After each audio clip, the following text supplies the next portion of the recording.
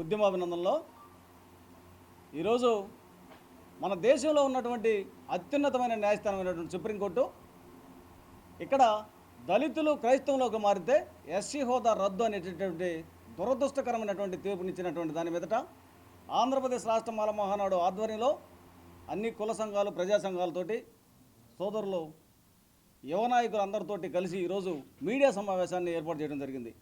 వాస్తవంగా 4-5 రోజుల నుంచి అందరూ ఈ సోషల్ మీడియాను వేదికగా మీడియా సమావేశాలు కొంతమంది పెట్టి ఈ యొక్క దురదృష్టకరమైనటువంటి సుప్రీంకోర్టు తీర్పును ఖండిస్తూ వ్యతిరేకిస్తూ మాట్లాడుతూ ఉన్నారు. అయితే వాస్తవంగా ఈ దేశంలో సుమారుగా 80% మంది మా దళితులు, మా మాలామాదిగులు, మాలామాదిగేతర కులాలు, మా ఎస్సీలో ఉన్నటువంటి 59 ఉపకులాలు 80% మంది ప్రార్థనలకు వెళ్తూ ఉంటారు. అయితే కేవలం 20% మంది మాత్రమే అగ్రకులాల్లో ఉన్నటువంటి వారు ఈ యొక్క చర్చిలకు వెళ్తూ ఉంటారు. ఇక్కడ జరిగినటువంటి సిచ్యువేషన్ ఏంటంటే దురదృష్టకరమైనటువంటి తీర్పు ఇచ్చినటువంటి నేపథ్యంలో ఇక్కడ రెక్కాడితే కానీ డొక్కాడినటువంటి పేద ప్రజలు, ఆ తర్వాత పంచాయతీ నుంచి పార్లమెంట్ దాకా ఉన్నటువంటి ఉద్యోగస్తులు అందరూ వెళ్తూ ఉంటారు. వీళ్ళు నెలలో ఒకసారి దశంభాగం రీతిలో ఈ పాస్టర్లకు మరి డబ్బులు చెల్లిస్తూ ఉంటారు చందాల రూపంలో. అయితే వాస్తవంగా మీరు గమనించినట్లయితే చిన్న చితక పాస్టర్లు ఇళ్లలో పెట్టుకునేటటువంటి వాళ్ళే మా వాళ్ళు. ఈ ప్రార్థనకి 80% వెళ్ళేటటువంటి మా వాళ్ళు అక్కడ పెద్ద పెద్ద పాస్టర్లుగా చలామణి అవుతూ మేము దైవ సేవకులం అని చెప్పుకుంటున్నటువంటి మీరు ఉదాహరణగా తీసుకోవచ్చు. నిన్న సోదరుడు మందకృష్ణ కూడా ఈ విషయం మీద స్పందించి సుప్రీంకోర్టు తీర్పును ఖండించి ఈ యొక్క అగ్రకులాల్లో ఉన్నటువంటి పాస్టర్ల మీద కూడా ఖండించడం జరిగింది. ఆయన్ని మేము అభినందిస్తున్నాం. ఈ అగ్రకులాల్లో ఉన్నటువంటి పాస్టర్లు సుమారుగా 4 పేర్లు చెప్పుకోవచ్చు. అనిల్ కుమార్ అని రాజశేఖర రెడ్డి గారి అల్లుడు, సతీష్ కుమార్ అని కలవర్టెంపురు ఉన్నటువంటి అతను. అనిల్ కుమారు బ్రాహ్మణు, సతీష్ కుమారు మున్నూరు కాపు, ఆ తర్వాత రెడ్డి అని సుబ్బారెడ్డి అని ఇంకొక ఆయన రెడ్డి, ఆ కేఏ పాల్ అని మున్నూరు కాపు.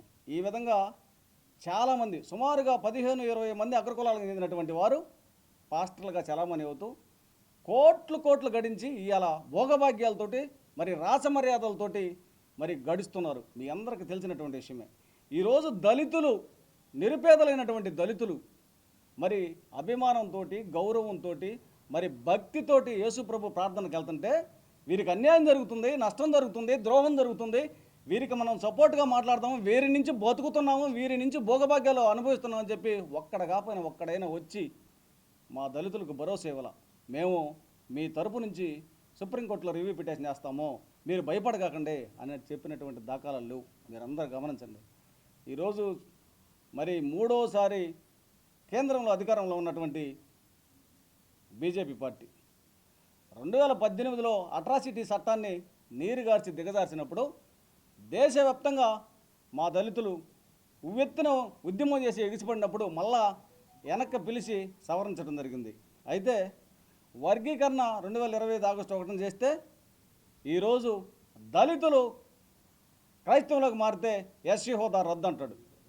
రేపు అట్రాసిటీ చట్టాన్ని తీసేస్తున్నాం అంటాడు. ఆ తర్వాత రిజర్వేషన్లు తీసేస్తున్నాం అంటాడు. ఆ తర్వాత యథావిధిగా స్వతంత్రం రాకముందు ఏదైతే మా దళితులు ఊరికి దూరంగా ఉంటున్నారో ఆ విధంగా చేయాలనేటటువంటి ఆలోచనతోటి బీజేపీ ప్రభుత్వము చేస్తున్నటువంటి పన్నాగాలని ఈ దేశంలో ఉన్నటువంటి దళితులందరూ గమనించాలని తెలియజేస్తున్నాను.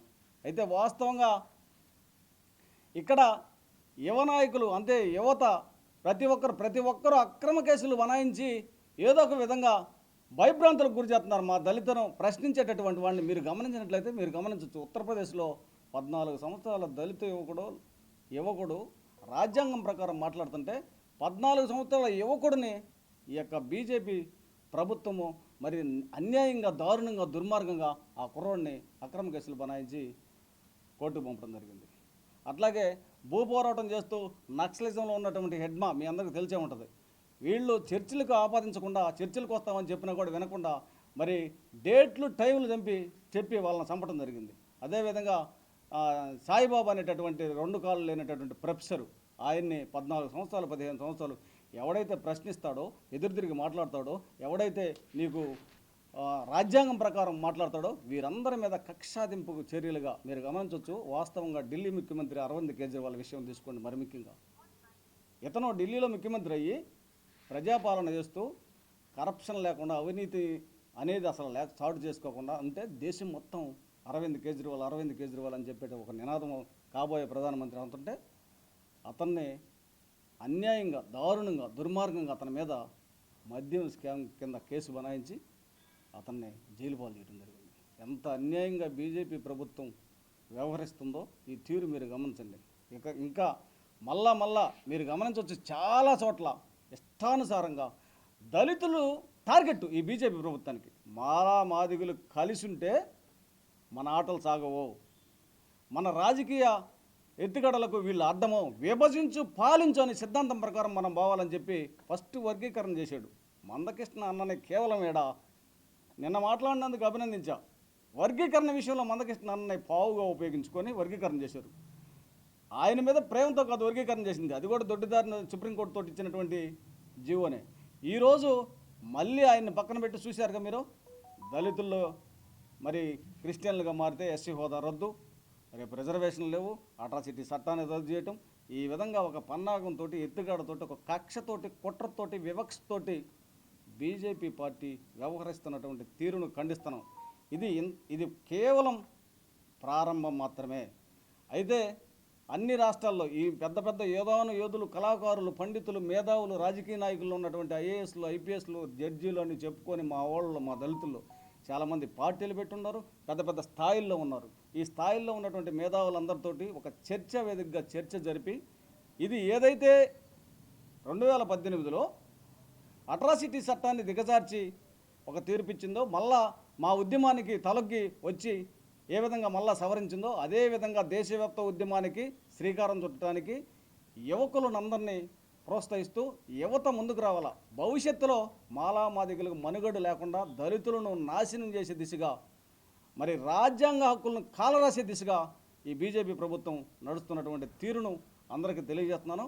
అయితే త్వరలో మేధావులందరితోటి ఒక చర్చా వేదికను ఏర్పాటు చేసి ఈ ఉద్యమాన్ని ఉవ్వెత్తున ఎగిసిపడే విధంగా చేసి, ఈ ఉద్యమం అంటే ఇప్పుడు సుప్రీంకోర్టు ఏమైనా కింగ్ అనుకుంటున్నారేమో, సుప్రీంకోర్టు కాదు, వాస్తవంగా రాజ్యాంగమే మిన్న, సుప్రీంకోర్టు ఏం మిన్న కాదు. ఇక్కడ సుప్రీంకోర్టు తీర్పిచ్చింది, ఇక్కడ మీరేం చేస్తారని కొంతమంది అంటున్నారేమో. వాస్తవంగా చదువుకున్నటువంటి అందరికీ తెలిసే ఉంటుంది, సుప్రీంకోర్టు ఏం మిన్న కాదు. ప్రజాస్వామ్య దేశంలో రాజ్యాంగమే మిన్న.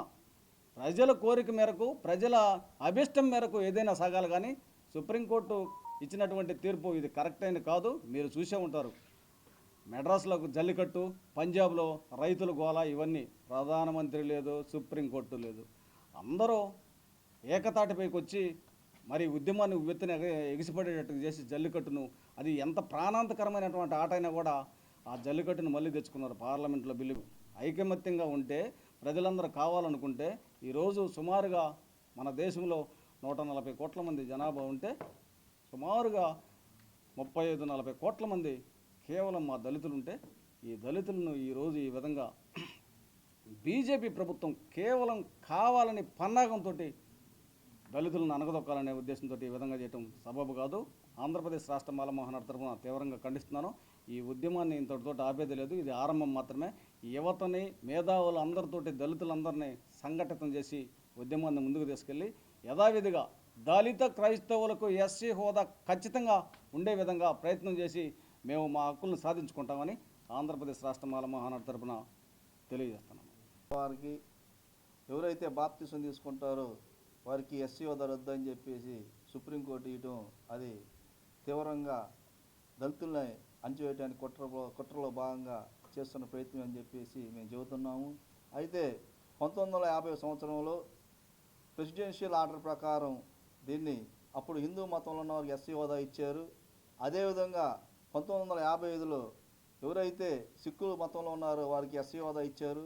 అదేవిధంగా 1990 సంవత్సరంలో బౌద్ధ మతానికి ఎస్సీ హోదా కల్పించారు. అయితే మేము ఏం డిమాండ్ చేస్తున్నామంటే, చర్చికి వెళ్తున్న షెడ్యూల్ కులాల వారికి ఎస్సీ హోదా కల్పించాలని చెప్పేసి మేము డిమాండ్ చేస్తున్నాము.